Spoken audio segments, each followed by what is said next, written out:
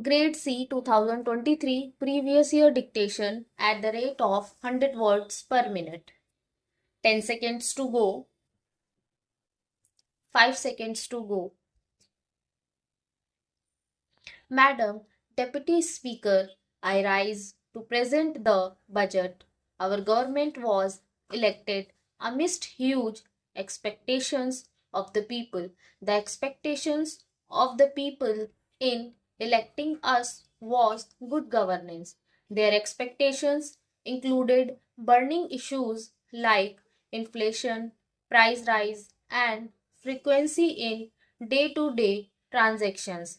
There was also expectation for a major change in the way the country's natural resources were allocated, processed, and deployed.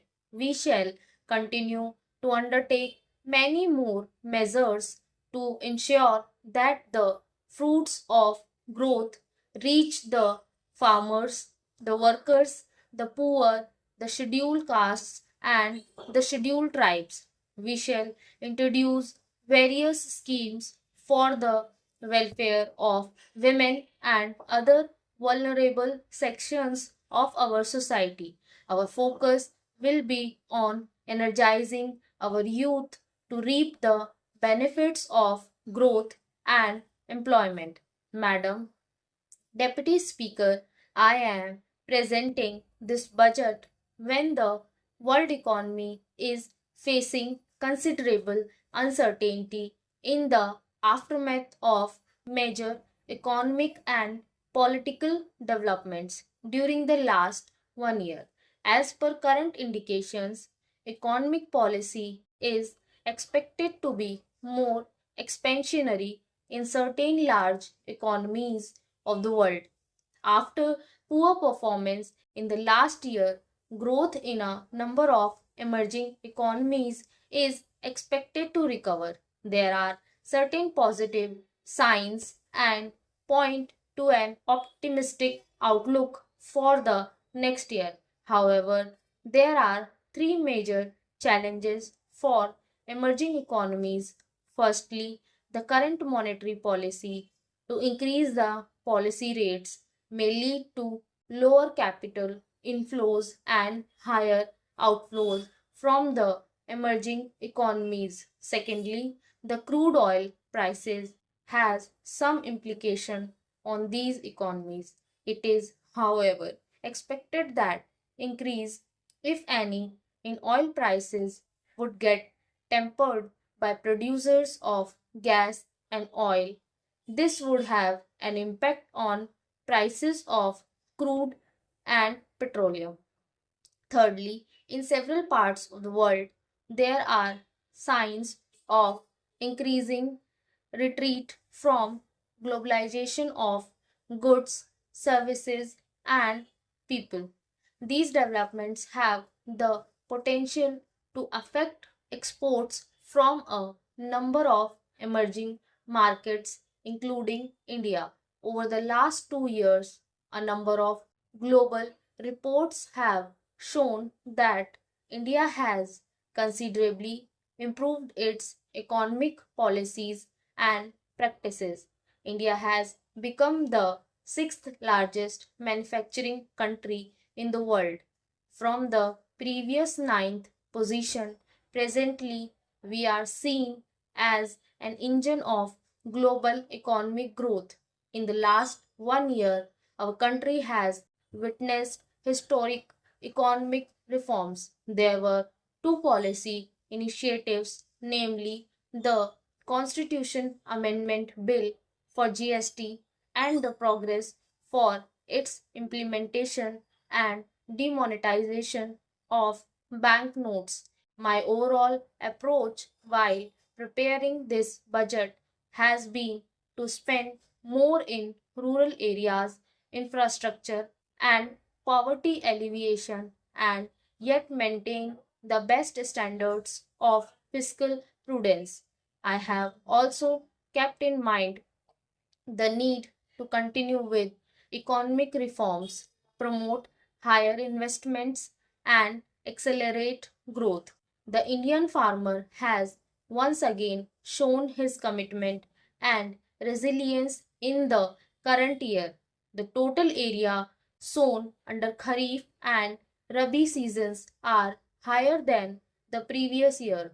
With a better monsoon, agriculture is expected to grow in the current year. In last year's budget speech, I focused on income security of farmers to double their income in 5 years. I had also announced a number of measures. We have taken more steps and enabled the farmers to increase their production and productivity and to deal with post harvest challenges.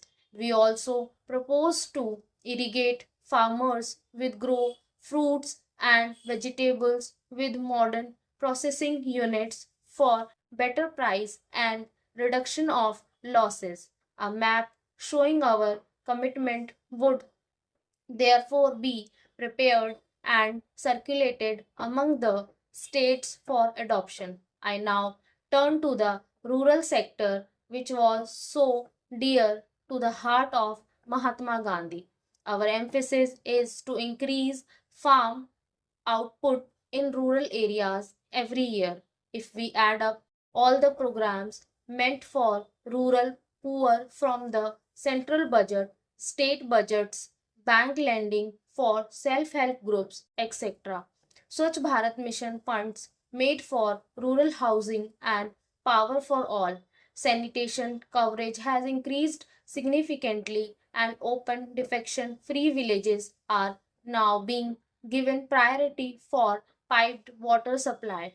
We propose to provide safe drinking water to all rural households through taps. This will improve health and reduce expenditure on health treatment. We propose that each woman prosper be institutionalized a system of earning and assured income on their own effort. Emphasis will be given in women to take decisions independently through local innovative ideas. In higher education, we will undertake reforms in the universities and colleges to improve the quality of education being imparted. Colleges will be given graded autonomy and funds would be given autonomous status. A revised framework will be put in place for credit-based skill program. This has great employment multiplier as the skill will provide employment stability and market readiness. Vocational training through industry cluster approach will help us to meet the local trained manpower demand. The e-learning initiative in the science sector has been launched. A similar scheme will be implemented for the teacher training and higher education sectors. It will help in improving quality of education and enhance technology usage. A good teacher can influence the entire society. Affordable housing will be provided to all. We have given infrastructure status which will enable accessibility of specific regulations for the affordable housing. Fresh steps to create additional 2 crore houses towards graduated rates per annum.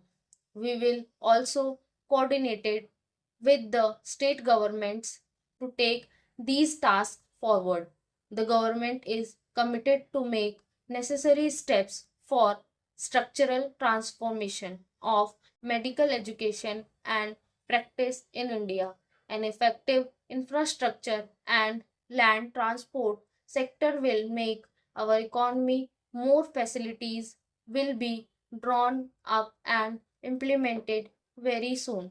Madam Deputy Speaker, with these words, I commend the budget of the House.